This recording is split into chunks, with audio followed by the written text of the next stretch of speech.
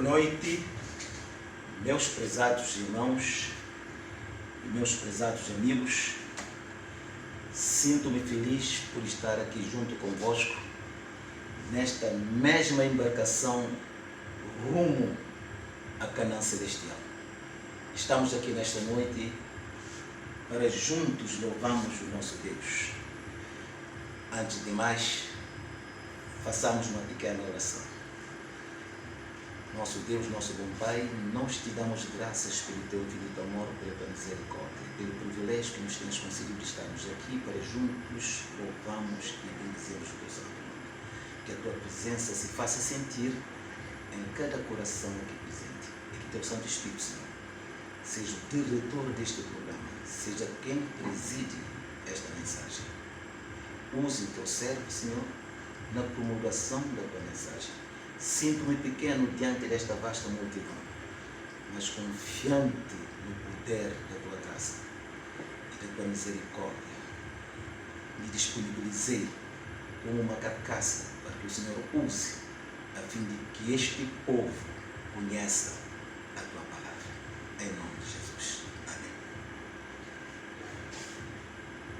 Pois bem, quero dar uma boa noite a todos. Nós viemos aqui para transmitir uma notícia boa. Jesus está vindo. Os sinais nos fazem escutar o som dos passos de um Deus que se aproxima. Vamos abrir as nossas Bíblias no Evangelho de São Mateus, capítulo 24. São Mateus, capítulo 24, a partir dos seus versículos de 1 em frente, nós encontramos um diálogo de Jesus e seus discípulos. Hoje estavam a sair do templo. Hoje nós dizemos da igreja. E deparando com o templo, os seus discípulos ficaram surpreendidos com a magnificentíssima construção, com a beleza do templo, o templo que Salomão construiu. E esse templo foi a obra mais perfeita e mais bonita no seu tempo. Ainda nos nossos dias é considerado como uma das 7 maravilhas do mundo antigo. Os discípulos ficaram surpreendidos com a estrutura, com a arquitetura desse magnífico templo e disseram a Jesus: Mestre, olha que templo, que edifício. Meus irmãos, meus amigos, o templo construído pelo Salomão, não há quem para à frente desse templo e não para a respiração. A sua beleza arquitetônica é um templo magnífico. Foi orgulho do povo judeu. Mas Jesus, para surpreender os discípulos, disse uma coisa que os discípulos ficaram muito admirados. Saíram do templo em direção ao Monte das Oliveiras e chegando aí, Jesus disse para eles: vocês já viram tudo isso?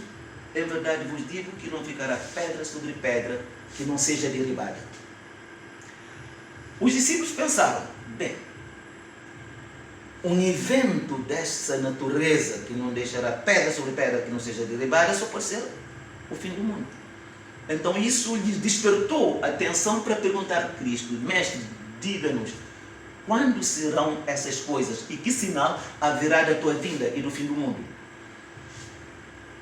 Jesus respondeu e disse-lhes: acautelai que ninguém vos engane, porque muitos virão em meu nome dizendo eu sou Cristo e enganarão a muitos. E foi continuando a dizer: disse, ouvireis de guerra e de rumores de guerra, olheis, mas não assusteis, porque é mister que isso tudo acontece. Jesus continuou dizendo: haverá fome, pestes, terremoto em vários lugares. Vamos destacar um pouco sobre peste. Isso nós encontramos em São Mateus 24, capítulo 7. Peste e terremoto em vários lugares. Peste. O que é peste? Peste não é mais nem menos que doença. Doença certamente que deixa a ciência médica desconcertada. Não é uma doença comum como temos hoje, não é tuberculose, não é malária, não é paludismo. Mas é uma doença que talvez não tem medicação, não tem remédio. Agora, que me desperta um pouco a curiosidade é que em São Mateus 24, verso 29, Jesus também disse uma coisa. Depois de aflição daquele dia, porque se formos lendo a partir dos versículos 7 em frente, Jesus começa a narrar muitos acontecimentos que aconteceriam, em que os filhos de Deus passariam por várias tribulações, seriam perseguidos, entregues à prisão, seriam mortos, decapitados. E Jesus disse, depois de aflição daquele dia, o sol escurecerá, a lua não dará sua luz, as estrelas cairão do céu e as potências do céu serão apagadas. O sol escurecerá. Será que isso aconteceu? O escurecimento do sol aconteceu num dos estados da América do Norte, chamado a Nova Inglaterra, em 17 de maio de 1780. Em 19 de maio de 1780. Era 10 horas da manhã. O céu começou a ficar tão escuro,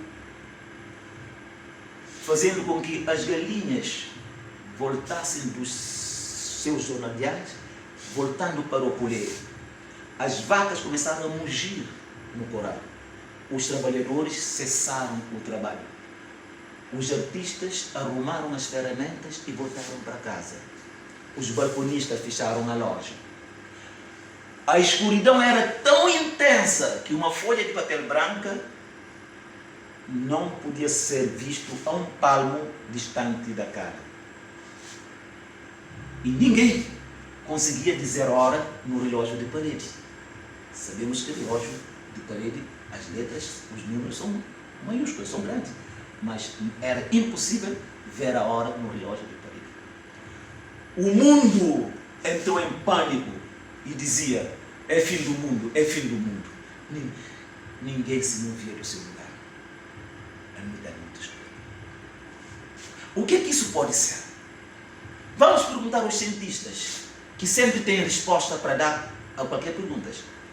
Mas esse acontecimento, até então, é inexplicável por qualquer cientista. A ciência não teve resposta para dar com relação a esse acontecimento. Não foi eclipse, porque o sol estava de um lado, a lua estava do outro lado. Mas a Bíblia tem a resposta, porque a profecia, ela não adivinha. A profecia, ela é real. A profecia não falha. A Bíblia disse, Jesus disse que isso seria um dos sinais da sua vinda. E peste. Já tivemos muitas doenças sem cura. Mas nunca houve doença que mexeu com o mundo como o que está acontecendo nos nossos dias atuais. Em Lucas capítulo 21, versículo 25, diz, o sol escurecerá, a lua não dará sua luz, as estrelas cairão do céu. Esta expressão, aliás, é em Mateus 24, mas em Lucas diz assim, 21, 25, haverá sinal no sol, na lua e nas estrelas, e na terra angústia das nações, em perplexidade pelo bramido do mar e das ondas, homens desmaiando de terror na expectação das coisas que sobrevirão ao mundo, por quanto as virtudes do céu serão apagadas. Sinal no sol, na lua e nas estrelas. No sol já falamos. E na lua? No dia 20 de maio de 1780, a lua estava convertida em sangue. Um dia depois do escurecimento do sol, no dia seguinte, logo no dia seguinte, a lua estava convertida em sangue e não tinha brilho, cor de sangue. Tudo está registrado. Se você tem dúvida, entra no Google e pergunta o que aconteceu na América do Norte em 19 de maio de 1780. Você vai ver. Está tudo lá. E em 13 de novembro de 1833 houve a queda das estrelas. Os meteoros ou pontos cadentes. A ciência chama meteoros de estrelas. Alguém que contemplou esse espetáculo disse que aquilo era como que um pé de figueira estivesse a ser sacudido pelo vento forte, fazendo cair os figos. Era um espetáculo, as estrelas a caírem. Isso aconteceu em 13 de novembro de 1833. Tudo está registrado. É você entrar no Google. Seja como os bereanos. Investigue.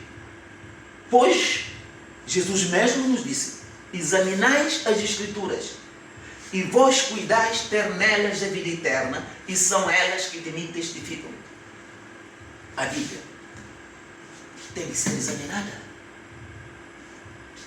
É a Bíblia que testifica das coisas de Deus, disse Jesus. São João 5,39. Examinais as Escrituras, vós cuidais ter nelas a vida eterna, e são elas que de mim testificam.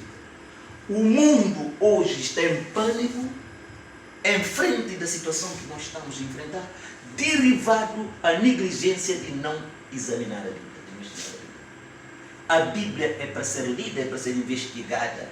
Apocalipse 1,3 diz: bem-aventurados aqueles que leem, que ouvem e guardam as coisas nela escritas, pois o tempo está próximo. Bem-aventurados aqueles que leem, que ouvem e guardam a palavra desta profecia, porque o tempo está próximo. Bem-aventurados, felizes.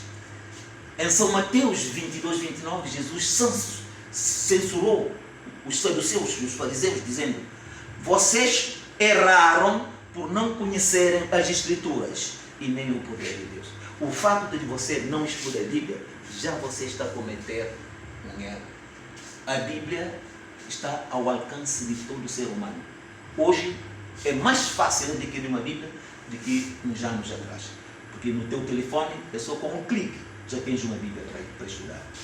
Leiam a Bíblia, porque a Bíblia nos ilumina neste mundo escuro em que estamos vivendo. Salmos 119, 105 diz: lâmpada para os meus pés é a tua palavra e luz para o meu caminho. A Bíblia é a lâmpada que nos ilumina. Se todo mundo lesse a Bíblia, a humanidade não estaria em pânico. Eu não estou em pânico. Eu não estou em pânico diante dessa situação. Pelo contrário, isto está a fortalecer a nossa fé, a nossa esperança que Jesus está vindo. Pois um dos sinais mais concretos para o tempo que estamos a viver. Parou o mundo, as nações estão paradas. Os médicos não têm resposta por esse evento. Lucas 21, 25. Na terra, angústia das nações, em perplexidade pelo bramido do mar e das ondas. Bramido do mar e das ondas. O que é o mar? O que significa isso? Bramido. Em Apocalipse capítulo 17, versículo 15. Mar significa multidão, nação, povo e língua. Bramido do povo. O povo está a bramir. O povo está agitado em frente da situação. Pelo bramido do mar e das ondas. Pelo bramido do povo. Homens desmaiando de terror, de medo, na expectação das coisas sobrevirão ao mundo, porquanto as virtudes do céu serão abaladas. Esta profecia é uma profecia mais alentadora. É uma profecia que nos desperta a atenção do tempo em que estamos a viver. Mas, no versículo 30 do capítulo 24 de São Mateus, Jesus disse: e então, quer dizer, depois dessas coisas todas, então virão vir o Filho do Homem vindo sobre as nuvens do céu, e toda tribo se lamentarão, toda tribo da terra verão e lamentarão o Filho do Homem, vindo nas nuvens do céu com poder e grande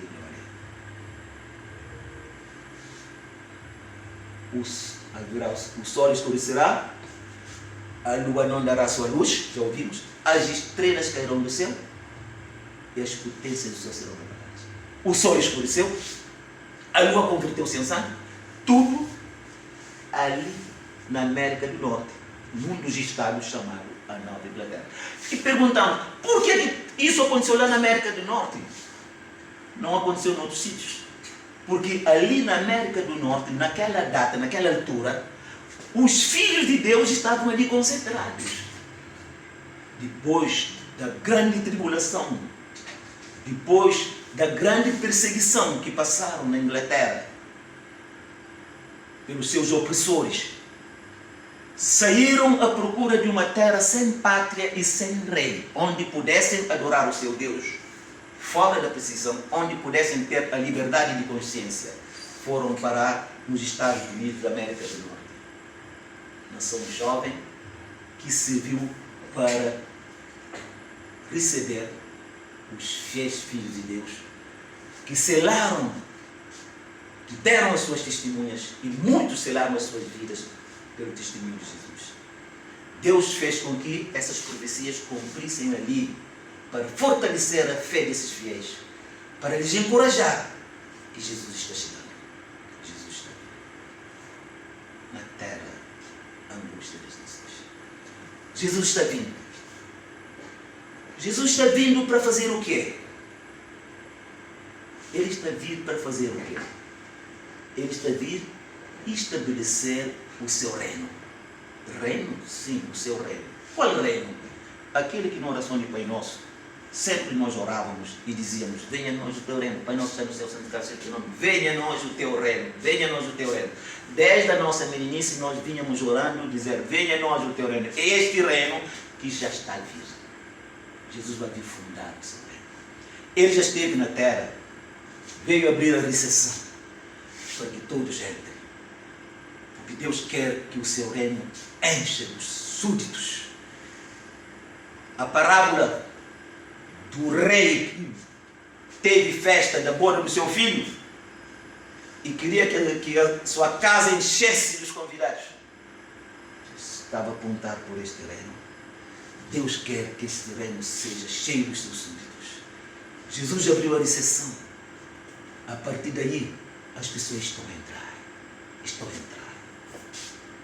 Faça questão de entrar nesse reino. Reino de paz, reino de glória, reino de amor, reino de justiça, reino eterno, reino sem doença, reino sem malária, reino sem paludismo, reino sem tuberculose, reino sem coronavírus, reino sem morte, sem clamor, sem dor. Apocalipse 21. Reino eterno. Reino onde todo homem viverá feliz. Não alguns, todos viverão felizes para sempre. Hoje, se formos num supermercado, nós encontramos alguns carregando a sua mercadoria no seu carro, cheio, um carro de mão cheio, e leva para o seu carro, até pedindo ajuda pela exceção da carga, pede ajuda e leva no seu carro. Encontramos outros a estender a mão a pedir 100 kwanzas, a pedir $1 ou um penny, não sei lá. Deus vai pôr fim a esse sistema de governo e vai estabelecer o seu governo, um governo eterno, o seu reino eterno. Você não quer estar lá? Eu quero. Deus vai pôr fim a esse sistema de governo de injustiça. Uns têm em abundância, uns deitam a comida no lixo, outros vão apanhar no lixo para comer. Um come a banana e deita a casca no chão, o outro apanha a casca para comer, porque não tem possibilidade de comer uma banana. Este reino, os seus dias já estão contados. Jesus virá para pôr fim a esse sistema de governo, para pôr fim à doença, fim à morte. A morte já não existirá. Não vai haver dor, nem clamor. Não vai haver pranto. E Deus enxugará dos olhos toda lágrima. Não que Deus estará com um pano a te passar na cara. Não. A felicidade é tão grande, é imaginável, que você vai esquecer das coisas que te fizeram chorar nesta vida. A Bíblia diz em 1 Coríntios 2,9: as coisas que Deus tem preparado para aqueles que o amam, o olho ainda não viu, o ouvido não ouviu e nem subiu no pensamento do homem. Isso significa que tudo quanto os nossos olhos já viram nesta vida, o que Deus tem preparado é muito mais melhor, é muito mais bonito. Aquilo que nós não vimos, mas ouvimos falar, ou aquilo que ainda não existiu, os homens já estão a projetar fazer. Mas o que Deus tem preparado nem subiu na mente do homem para ser projetado. Para aqueles que o amam. Aqueles que aceitaram a salvação. Aqueles que aceitaram a oferta da salvação. Que aceitaram Cristo como seu Salvador pessoal. Somente estes entrarão na cidade pelas portas. Aqueles que aceitaram Cristo como seu Salvador. Bem-aventurado, Apocalipse 22, 14. Aqueles que lavam as suas vestiduras no sangue do Cordeiro, para que tenham direito à árvore da vida e possam entrar na cidade pelas portas. Aqueles que lavaram o seu caráter. Aqueles que aceitaram o sacrifício expiatório de Cristo na cruz do Calvário. Aqueles que permitiram que Jesus entre em sua vida. Você às vezes pode me perguntar: o que é que significa aceitar Cristo como meu Salvador? Não é uma mera convicção da sua existência. Quando se fala aceitar Cristo como o nosso Salvador, é permitir que Ele viva a sua vida em nós. E deixar Ele entrar em nosso coração. Estamos frente de um conflito cósmico entre o bem e o mal. O poder do bem, o poder do mal. O poder das trevas, o poder da luz. E o campo da batalha deste conflito é o nosso coração. Logo, por que o coração? Porque ali é onde está o centro, a sede de toda decisão e vontade. Mas por quê? Cristo quer entrar no teu coração para te capacitar, para te habilitar a cumprir com os requisitos que o reino do céu exige de ti e que você, como homem natural, não consegue cumprir. Se Deus deixasse a salvação à mercê das boas obras do ser humano, ninguém se salvaria. Romano 3, 10 a 12 diz que o Senhor olhou lá dos altos céus para ver se houvesse um só homem que praticasse a justiça ou que fizesse o bem. Ele não encontrou, não existe nenhum sequer que faz o bem, ou que entenda o que busca Deus. Todos se extraviaram, se tornaram inúteis. Com essas condições naturais, somos alienados do reino do céu. Por isso que Jesus quer entrar em nossa vida e viver a sua vida em nós. E nos capacitar e nos habilitar a viver uma vida de justiça, de amor. E o diabo também quer o nosso coração, para nos desviar dos princípios de Deus. Ele está reinando em muitos corações, levando a juventude a se mergulhar no alcoolismo, na droga, na prostituição, levando pais a se envolverem com suas próprias filhas. Eu pergunto, quem está nessas pessoas? É Cristo ou o diabo?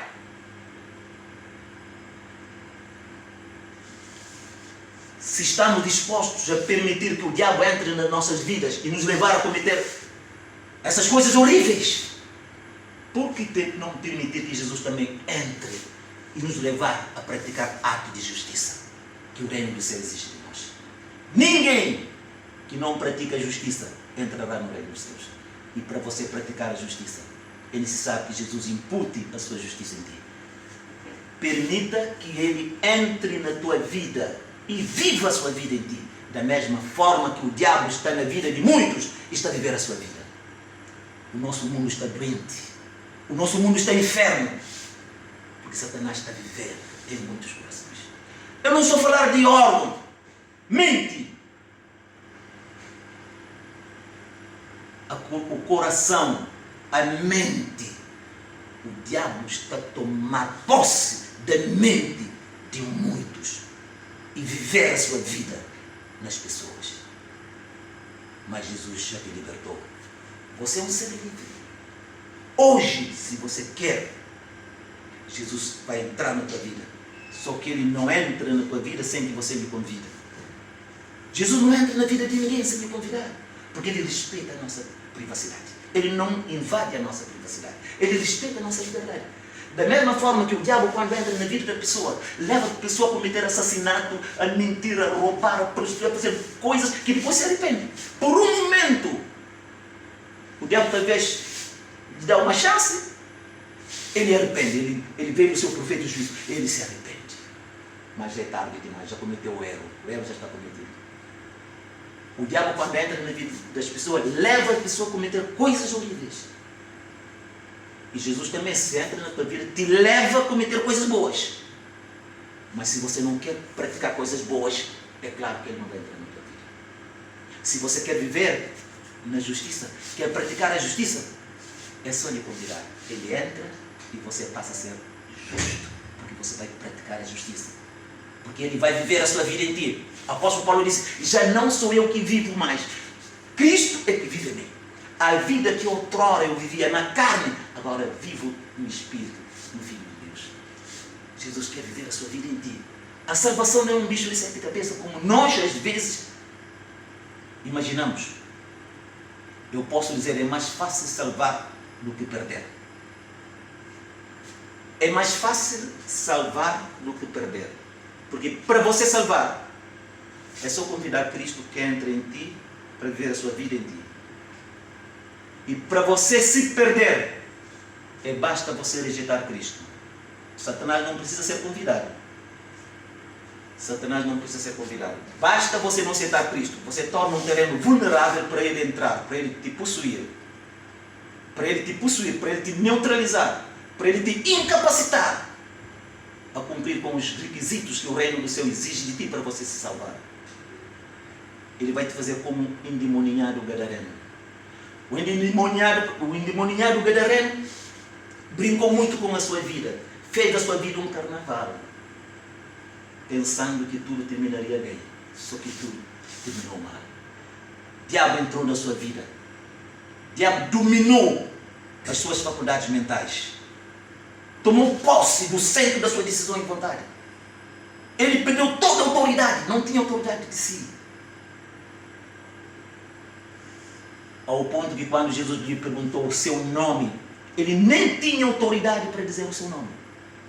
O que ele disse? Ele queria dizer o seu nome, mas não foi permitido. Até onde ele perdeu a autoridade, nem para dizer o seu nome. Todavia, ele sentiu, ele reconheceu que estava à frente daquele que podia lhe libertar. Mas não conseguia clamar pelo socorro. Jesus, na sua misericórdia, fez uma sondagem, lê no seu subconsciente, viu um miserável dominado pelo diabo. E teve misericórdia dele. E Jesus lhe libertou. Jesus lhe perguntou, qual é o teu nome? Ele queria dizer, mas o diabo passou à frente. Ele não tinha palavra. Ele era escravo. Era um miserável. Somos legiões. Jesus libertou aquele miserável. Assim acontece com todos quantos rejeitam Cristo como seu Salvador pessoal. Não existe terreno neutro. Somos ocupados ou por Cristo ou por diabo. Ninguém é neutro. Ninguém está em cima do muro. Ou lá dentro ou fora. Aceitando Cristo como nosso Salvador, muito bem. Ele entra na nossa vida, Ele vive a sua vida em nós. Apocalipse 3:20, Ele diz: que estou à porta e bato. Se alguém ouvir a voz, entrar e abrir a porta, eu entrarei na sua casa e serei como Ele é comigo. Jesus vive a sua vida em ti. Você está a imaginar Jesus a viver a sua vida em ti? Como que a tua vida parece ser diante do mundo? Você não vai mentir, Jesus não é mentiroso. Jesus não mente. Você não vai fazer coisas erradas, porque Jesus que está a viver a sua vida em ti. A salvação é você decidir aceitar Cristo ou rejeitar. Aceitar Cristo, Ele entra na tua vida, Ele vive a sua vida em ti. Rejeitar Cristo, você torna vulnerável para o diabo te ocupar. Você já está a imaginar uma vida ocupada pelo diabo? E basta você abrir telejornal, abre a televisão, ver os noticiários, o que está acontecendo nesta vida. São corações despojados de Cristo. São corações despojados de Cristo. São corações possuídos de Satanás. Porque Satanás entra na vida da pessoa para ruinar a vida da pessoa. Porque o seu objetivo é isso mesmo. É te dificultar a salvação. É te incapacitar. É tornar a salvação para ti uma coisa muito difícil, muito complicada. Mas a salvação é tão complicada. Da mesma forma que um marginal, quando entra na casa de uma pessoa para fazer o seu trabalho de marginal, ele não pensa duas vezes, ele não se esforça. Ele deleite em fazer a sua obra. Ele faz aquilo a sangue frio. Tudo normal, natural. Da mesma forma, Jesus, quando está em ti, também é a mesma coisa. Tudo é natural. Você não precisa se esforçar. Esforce em manter uma vida de comunhão com Cristo.